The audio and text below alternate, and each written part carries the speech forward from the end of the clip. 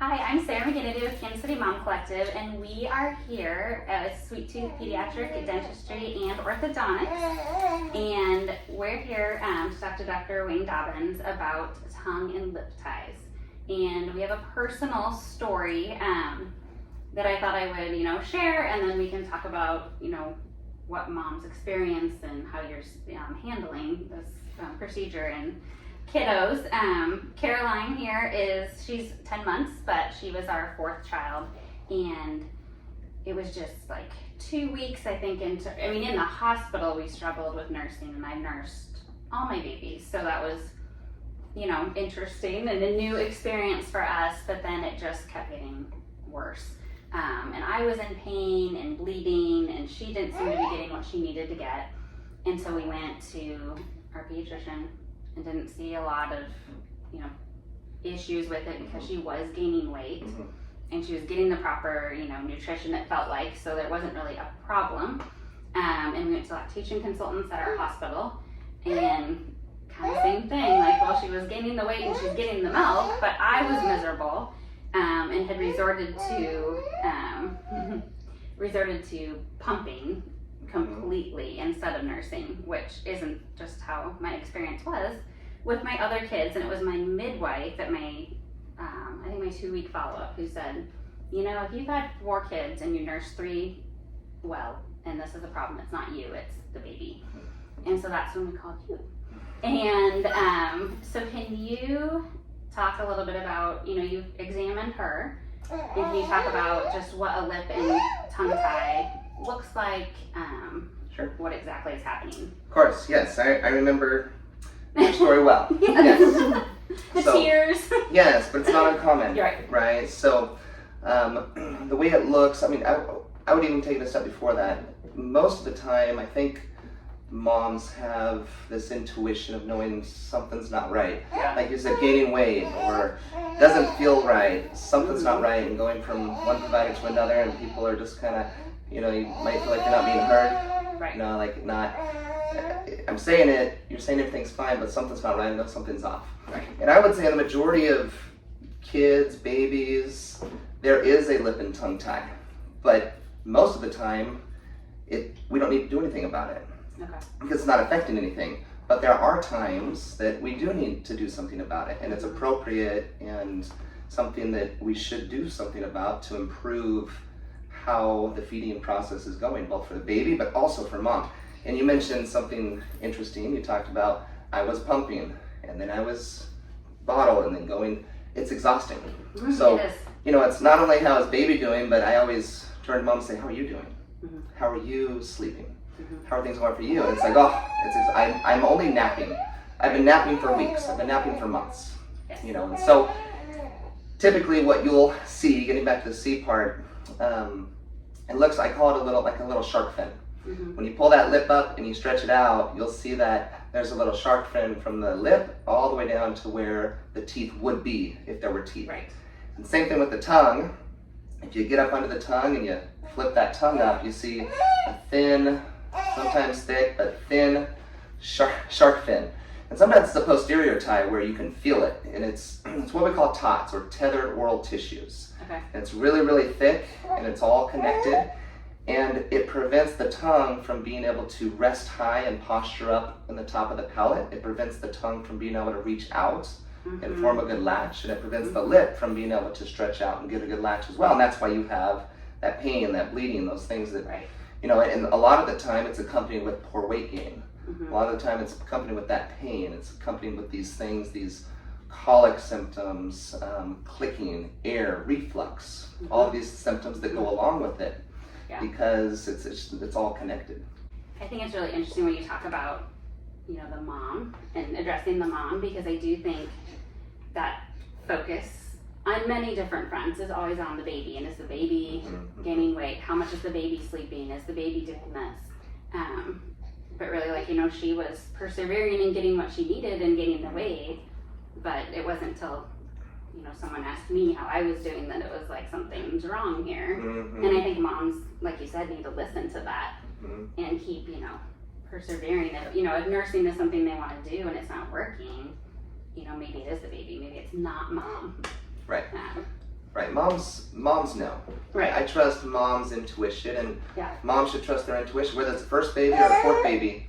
Right. Like, they know when something's off. Right. And so they're searching and seeking for those answers. Now, I will be the first to tell you, and I always tell, and I think I told you, I always tell everyone, it's part of what I always say is, this isn't necessarily an end-all be-all. There's exercises to do after, Yeah. you know, multiple times during the day so that it doesn't reattach. Right. Tongue, we always go over that.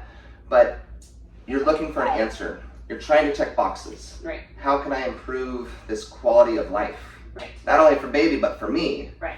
Like, sometimes you're just expected just to grind through it and get it, you know, you got it, but the reality is it should be easier, and especially if you've had 3 babies that are easy and then you have the 4th one, it's even more telling. Right. Something's not right here. But being able to recognize that and being heard, I think, is a really important part. But knowing, you know when something's off. And so Right. getting around to looking and seeing something else or seeing someone else, you know, coming in for a visit, it's easy. You know, we block out time, we block out an hour. There's no rush. We never let anyone feel any kind of rush or anything like that. We want them to feel heard. We want them to feel like they're valued. And we want to be able to look in the mouth. I always bring mom or dad up together. We look for that little shark fin. We look for it to feel in there so we can see together what's going on. And I will be the first to tell you, it's not always an end-all be-all. It's not always going to help all cases, but it does help, in my empirical evidence, many, and by far the majority of cases, there's an improvement. Okay, so once you have evaluated the baby and you find a tie of some kind, what is the next step? I know that we had the laser. Yeah. Can you talk a little bit about that, what that looks like, and Sure. what options you give parents? Sure, we go through it all. I'm very transparent in what we talked about, and say if you want to do it today, we're here, we're set up, we can do it. If not, call back if you'd like to do it, or if you wouldn't like to do it at all, that's fine too. Right. Whatever you're happy with, we're here and we want to help. We have a setup here. We usually use these, which are basically Q-tips, but we call them cotton tip applicators. Okay. They're about 100 times more expensive than the Q-tips you'll get at home. Of course. And then we have a wet 2x2 that we use during the procedure. Okay. And then this is our laser tip that we use. Now this is like Star Wars. Okay, you don't have to be touching the tissue. You can be several inches away, and that's how. And that's why the CO2 laser that we use is so effective. It works wonderfully. There's different ways you can do it.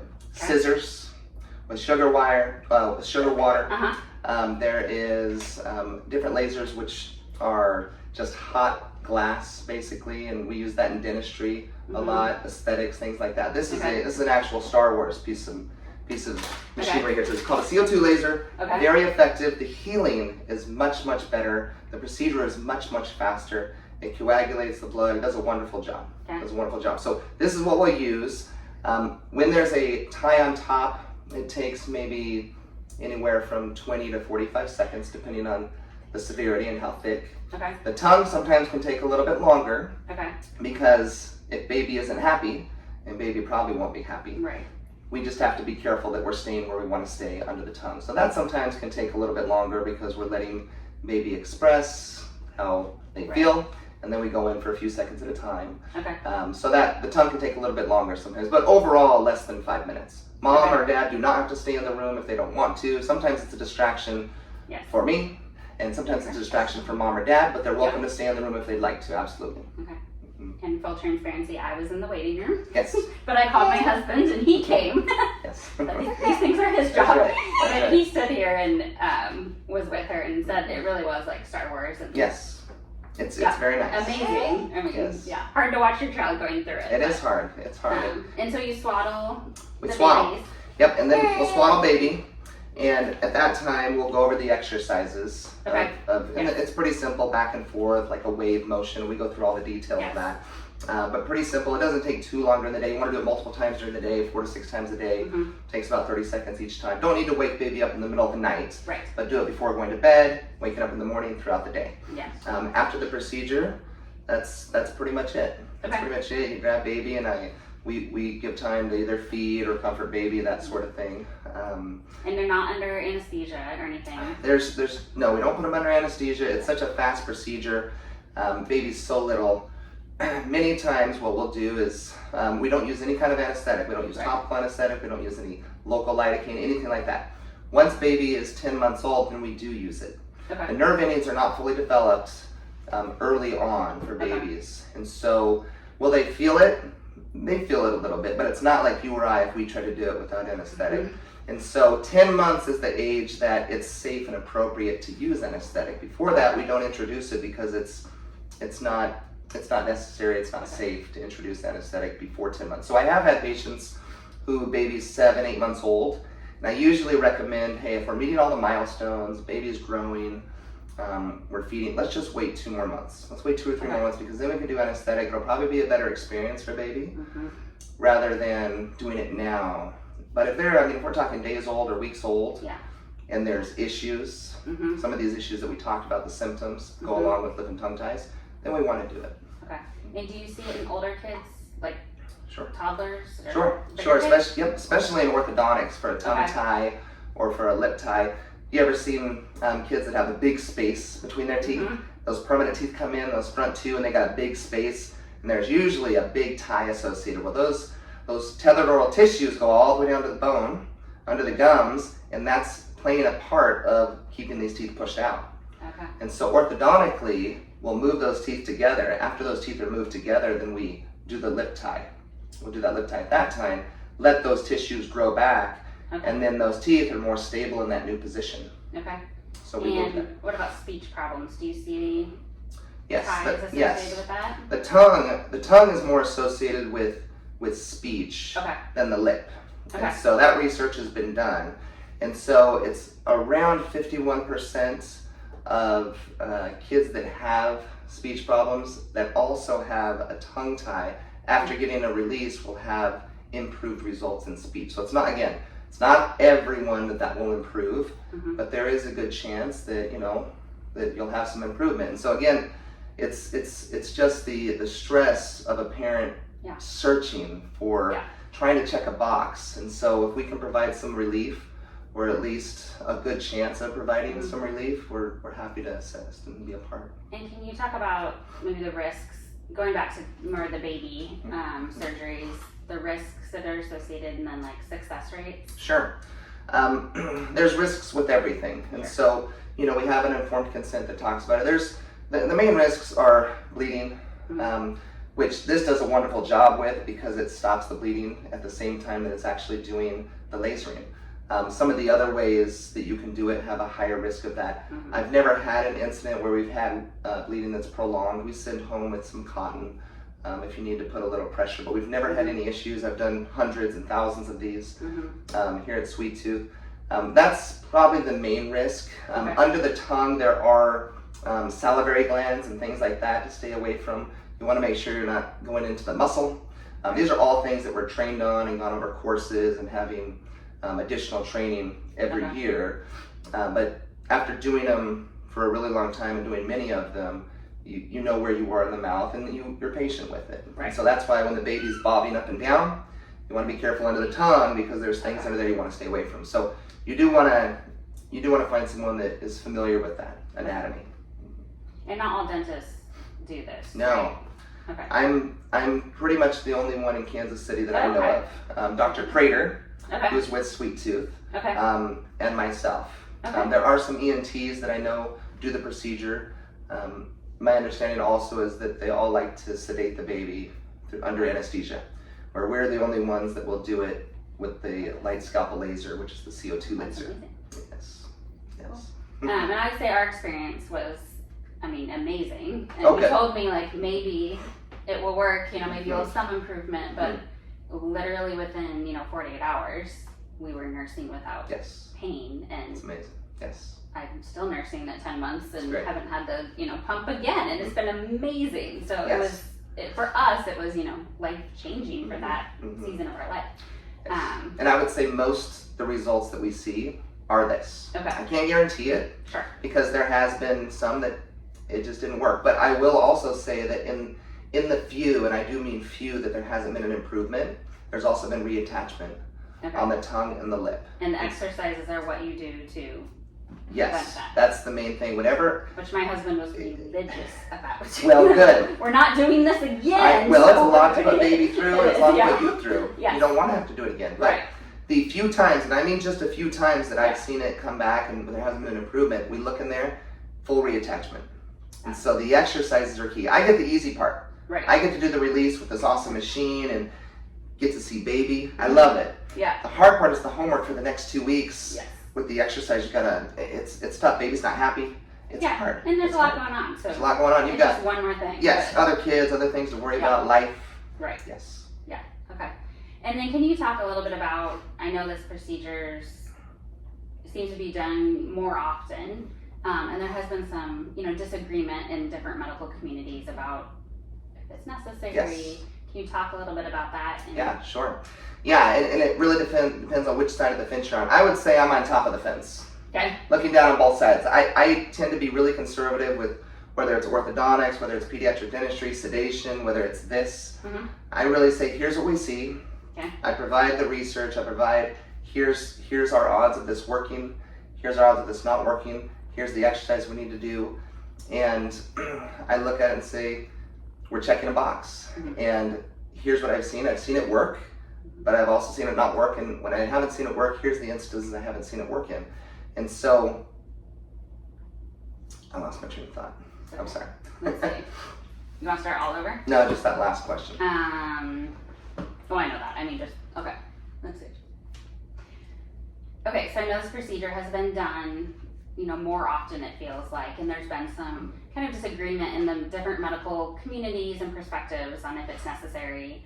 Can you talk a little bit about that discussion? Yes. So there's two sides of the fence on this, and Mhm. I would say that I'm at the top of the fence looking down. Okay. I try and be really conservative. Yes. And so I never push parents into doing a procedure. I present everything, we look together, Mhm. and then we say if we want to do it, we can do it. If we don't want to do it, we don't have to do it. That's okay. But here's the benefits of doing it. Mhm. And so I approach it very conservatively.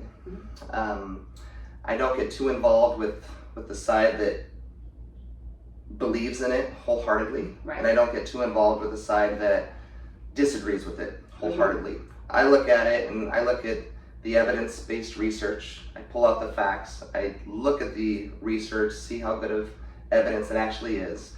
And I truly believed, also based on doing it thousands of times and seeing the research, the empirical research, having people come back, the Mhm. vast improvements of the babies that need it, that are Right. meeting the criteria and the symptoms. And we have really, really good, really high success rates. Mhm. And sometimes we'll have patients come in, moms come in, and we say, hey, I don't think we need to do anything. Right. I don't think this is the answer. Or the lip looks good, but the tongue we need to do. Okay. Or the tongue looks good, but the lip Right. we need to do. Right. And so I just try and be completely transparent and honest about what I see. And sometimes we need to do it, sometimes we don't need to do it. Okay. And I liked, we were talking off interview about how you talked about, you're the expert on the mouth. Mm-hmm. Yes. Um, Yes, I always say, and it's not to take away from pediatricians Yeah. or any other doctors, ENTs, they're wonderful. Right. Respectfully, I would say that pediatric dentists or dentists in general, we are the experts from the lips back to the tonsils. Mhm. And that's it. Yeah. That's it. The other doctors, Small pediatricians, territory. yes, the pediatricians, they take from the tonsils to the rest of the body. Right. So we just own this little part. Uh-huh. So we understand the teeth, we understand the anatomy, the gentle Right. tissue, the tongue, the anatomy, Mhm. all of that, that's our area. You go too far back to the tonsils, that's when we punt. Right. But we do understand the lips, lip ties, tongue ties. Right. That's awesome. So if a mom is listening to this and thinking, gosh, Mhm. these little red flags are going Mhm, off, mhm. what would be her first step in reaching out to you? Sure. We have multiple locations at Sweet Tooth. Call any location, Okay. let them know what your concerns are and that you're thinking you want to have a consultation for a lip or tongue tie, Mhm. and then we will get you scheduled at our Olathe office. Okay. That's where we keep our CO2 laser at our Olathe office, and we'll schedule. Okay. We have appointments every week Okay. available to get you in, because I know how stressful and how daunting it can be. If you've got to wait multiple weeks, it can be really tough. Right. It can be really tough on baby and on mom. So we always make availability throughout the week, every week. So. And then I would say also a mom tip: be prepared that Mm-hmm. it can be taken care of. If there is something that needs to be fixed, it can be taken care of Right then. immediately. Yep. We schedule If plenty you of want. time. Yeah. Yes, if that's Okay. what you want to do and you feel like it's right. Yeah. And everything is there to do it, then we can do it. And I would say our recovery was, I mean, we had obviously success, but recovery was easy. I mean, I think she had some Tylenol that night and back to normal the next day. So Right. Lovely. It was a great experience, and I just thank you for all your expertise and Of all course. the moms that you're helping. Of course. And it's such a vulnerable time for moms, so to have Of course. somebody that cares for them and their baby and can Yes. solve some problems is a huge blessing. So Yes. Yes. And thank you for all you do. of course, and I'm always on call. Yes. That's the other thing is, if there's ever an issue, because a lot of pediatric dentists or dentists don't take call. Right. But if you call any office after hours, it goes right to my cell phone. Oh, awesome. Right to my cell phone. So I will text, or we can send pictures. Yeah. Any concerns, any procedure, but especially this one. Okay. So if there's any concerns. Awesome. Okay. Well, we will put your contact information in below the video, and I just thank you so much. Okay. Thank you.